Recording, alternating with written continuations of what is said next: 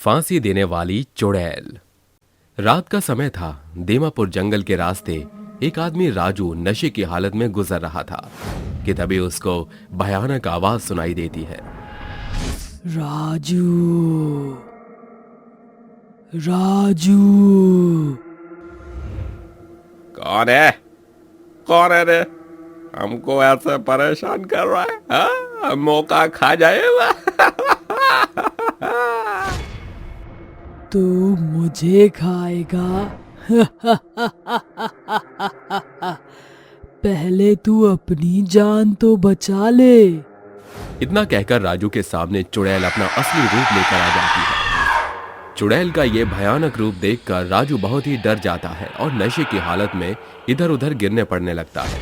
उसको ऐसे भागता हुआ देख चुड़ैल खूब तेज से हंसने लगती है और राजू को अपनी भूतिया शक्ति से हवा में उड़ाते हुए एक कुएं के पास ले जाती है और राजू को उस कुएं के ऊपर फांसी पर लटका देती है। उसके बाद राजू की लाश को कुएं के अंदर गिरा देती है। थोड़ी देर बाद चुड़ैल भी उस कुएं में हंसते हुए चली जाती है और अपने जादू से राजू की मुंडी काट देती है, जिस वजह से उस कुएं में पूरा खून भर जाता है और राजू की मुंडी तैरने लगती है। ये सब देखकर चुड़ैल हंसते हुए बोलती है,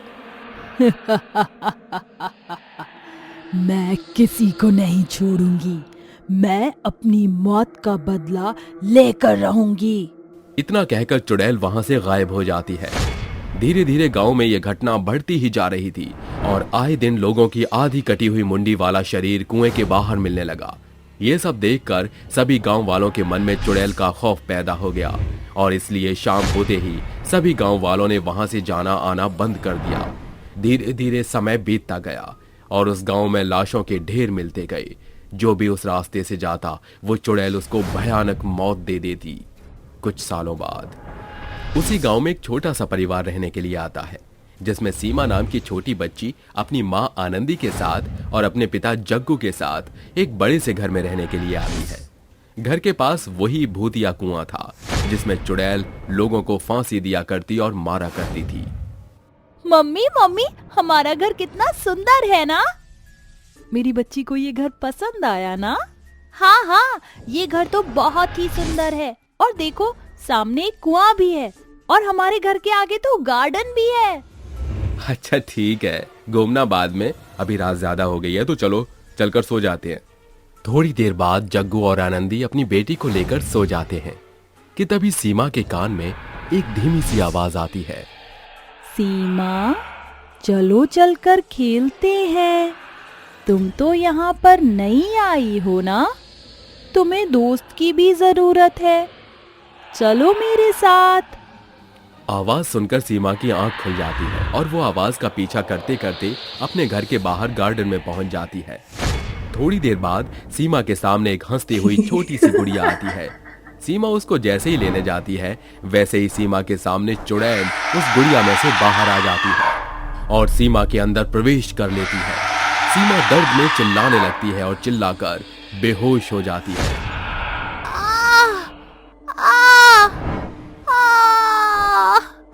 सीमा की आवाज सुनकर उसके माता पिता तुरंत बाहर आ जाते हैं। सीमा को इस तरह बेहोश देखकर आनंदी रोने लगती है। जग्गू सीमा को अपनी गोद में उठाकर अपने घर में ले जाता है और अगली सुबह जग्गू डॉक्टर को बुलाता है। डॉक्टर उसका इलाज तो करता है लेकिन डॉक्टर को कुछ भी नहीं पता चल पाता। थोड़ी देर बाद डॉक्टर भी वहां से चला जाता है। आनंदी और जग्गू को कुछ भी समझ नहीं आ रहा था और वो अपने सिर पर हाथ रखे हुए बैठ जाते हैं कि तभी उनके गांव का एक आदमी उसके पास आता है और बोलता है, अरे जग्गू भैया, आपकी बेटी के साथ जो हुआ है, मेरी मानो तो ये कोई बीमार नहीं है। मुझे तो इसके ऊपर चुड़ैल का साया लगता है। एक बार तुम इसको तांत्रिक बाबा से दिखा दो। कैसी बकवास कर रहे हो तुम? आज की दुनिया में यह सब कुछ नहीं होता है। जग्गू जी, जैसी हमारी बेटी की हालत है, हमें लगता है कि एक बार हमें अपनी बेटी को तांत्रिक बाबा से दिखवा लेना चाहिए। आनंदी की बात सुनकर जग्गू अपनी बेटी को तांत्रिक के पास ले जाता है। तांत्रिक सीमा को गोले के अंदर बैठाकर उसके माथे पर बभूत लगाता है। बभूत लगने के साथ ही सीमा की आंखें लाल हो जाती हैं और खूब तेज चिल्लाने लगती है। वो इतनी तेज चिल्लाती है कि वहां पर आंधी तूफान सब आने लगता है। ये देखकर तांत्रिक उससे पूछता है, कौन है तू और इस बच्ची के शरीर में क्या कर रही है? क्यों इसको अपना शिकार बना रही है? चुड़ैल तांत्रिक की बातों का जवाब नहीं देती और सिर्फ गुर्राती रहती है। और एक बार फिर तांत्रिक उसके ऊपर भभूत फेंक देता है, जिस वजह से चुड़ैल को गुस्सा आ जाता है और वो हवा में उड़ जाती है। ये देखकर जग्गू और आनंदी डर जाते हैं। आनंदी उससे रोते हुए पूछती है, आखिर तुम हो कौन? मेरी बच्ची को छोड़ दो, मैं हाथ जोड़ रही हूँ। मैं किसी को भी नहीं छोड़ूंगी। ये मेरी बेटी है, मैं इसको अपने साथ लेकर जाऊंगी। ये तेरी बेटी कैसे हो सकती है? ये तू इससे ही पूछ तांत्रिक। रीता, तुम ज्यादा दिन जिंदा नहीं रह सकती थी, इसलिए ये बच्ची तो तुमने ही मेरे हाथ में थमाया था। ये तुम क्या कह रही हो? हाँ जग्गू जी, रीता मेरी बेस्ट फ्रेंड थी। हमें बेबी नहीं हो रहा था तो। आनंदी, तुझे बेबी नहीं हो रहा है और मैं ज्यादा दिन नहीं जी पाऊंगी। मैं कुछ ही दिन की मेहमान हूँ। जैसे ही मेरा बच्चा होगा वैसे ही मेरी मौत हो जाएगी। तू मेरे बच्चे को संभाल लेगी ना? हाँ, लेकिन मुझे ये बात जग्गू जी से छुपानी पड़ेगी कि मैं मां नहीं बन सकती हूँ। वो दिल की बहुत कमजोर हैं। अगर उन्हें ये बात पता चल गई कि मैं मां नहीं बन सकती तो वो ये सदमा बर्दाश्त नहीं कर पाएंगे। इसलिए मुझे मां बनने का झूठा नाटक करना पड़ेगा। ठीक है आनंदी। एक तरफ आनंदी झूठी प्रेगनेंसी का नाटक करने लगी तो वहीं दूसरी तरफ रीता का ध्यान भी रखने लगी। जैसे ही रीता ने एक बच्चे को जन्म दिया वैसे ही वो मर गई।